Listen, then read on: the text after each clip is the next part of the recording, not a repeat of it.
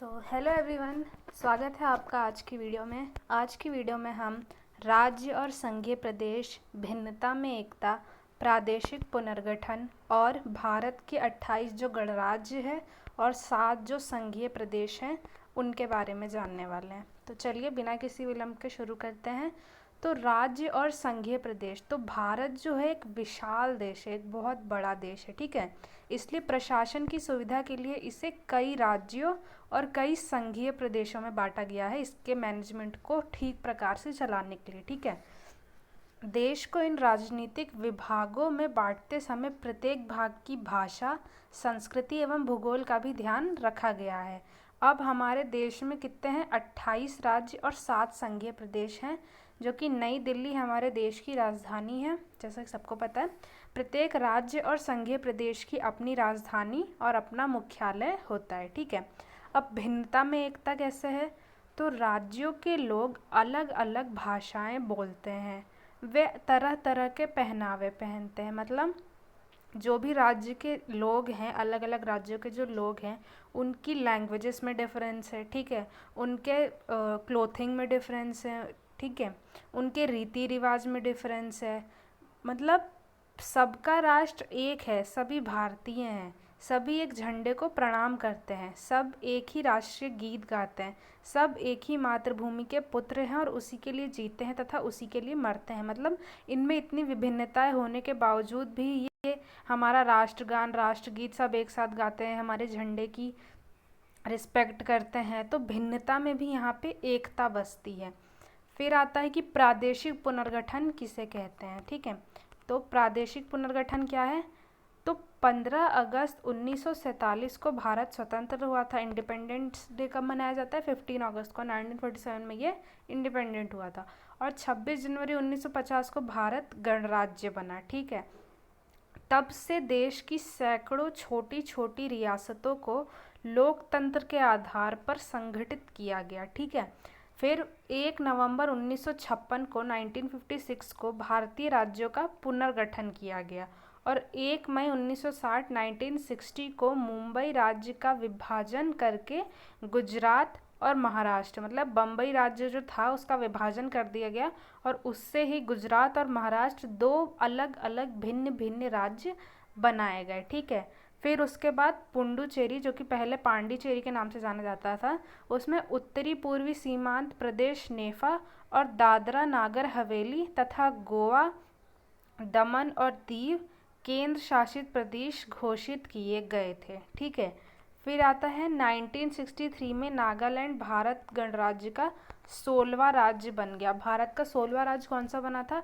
तो 1963 में नागालैंड भारत का 16वां राज्य बना था। उसके बाद नेफा को असम राज्य में ही सम्मिलित कर लिया गया। मतलब नेफा पहले अलग सा अपना वो था, केंद्र शासित प्रदेश था, बट फिर उसको असम के राज्य में ही सम्मिलित कर लिया गया। 1966 में पंजाब के पहाड़ी भागों को हिमाचल प्रदेश में मिला दिया गया। जो पंजाब के पहाड़ी भाग थे उन्हें भी हिमाचल प्रदेश के अंदर मिला दिया गया। और जो बाकी बचा शेष भाग था, शेष को भाषा के आधार पर, उनको भाषा के आधार पर अलग राज्य बनाया गया, तो पंजाब और हरियाणा राज्यों में बांट दिया गया। इन दोनों राज्यों की राजधानी चंडीगढ़ को ही केंद्र प्रशासित प्रदेश भी बना दिया गया, ठीक है। फिर है 1970 में असम के 2 पहाड़ी जिलों को मिलाकर मेघालय नाम का एक उपराज्य बनाया गया। 1970 में बना था।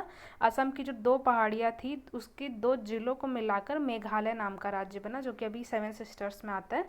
जनवरी 1971 में हिमाचल प्रदेश तथा जनवरी 1972 में मेघालय, त्रिपुरा और मणिपुर को पूर्ण राज्य का दर्जा प्राप्त हो गया। अरुणाचल प्रदेश और मिजोरम संघीय प्रदेश भी जनवरी के 1972 में बन गए, ठीक है। 1973 में मैसूर राज्य का नाम बदलकर कर्नाटक कर दिया गया। जो आज का टाइम का कर्नाटक है, उस टाइम पे उसे मैसूर कहा जाता था, ठीक है।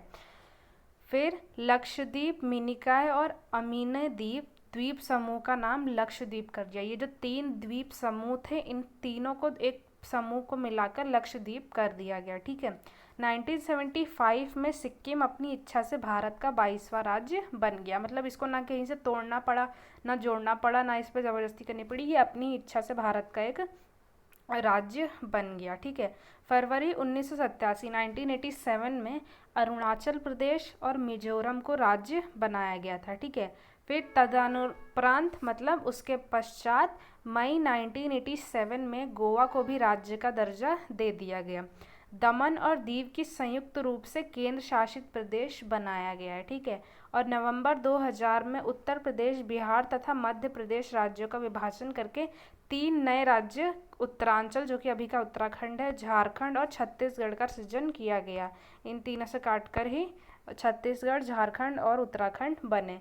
फिर वर्ष 2001 की जनगणना के अनुसार भारत गणराज्य के 35 प्रमुख प्रशासनिक इकाइयों में 28 राज्य और 7 संघीय प्रदेशों में कुल 593 जिले हैं, 593 जिले हैं, जिनमें से 5463 उपजिले या तहसीलें और 5161 नगर या शहर और कुल 6,38,058 588 गाँव हैं। ठीक है।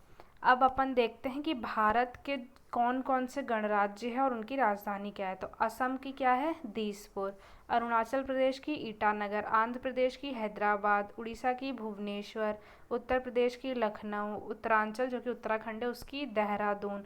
फिर कर्नाटक की बेंगलोर। केरल की तिरुवनंतपुरम।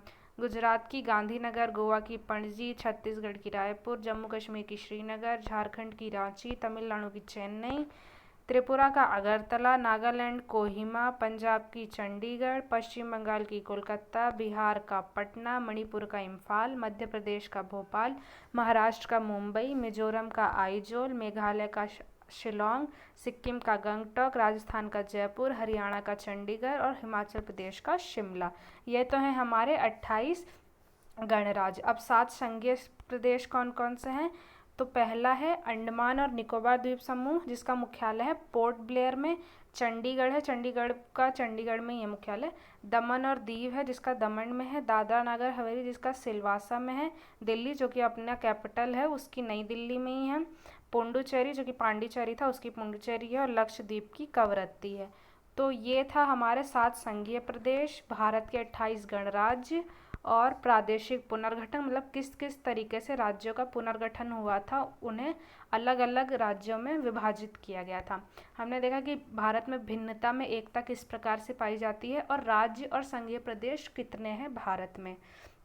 तो आई होप कि आप लोगों को ये वीडियो समझ में आया होगा। अगर कुछ भी डाउट हो, कुछ समझ में नहीं आया हो या आप चाहते हो कि इसको और अच्छी तरीके से एक्सप्लेन किया जाए तो कमेंट करके ज़रूर बताइए अगर आपने वीडियो पूरा देखा है तो।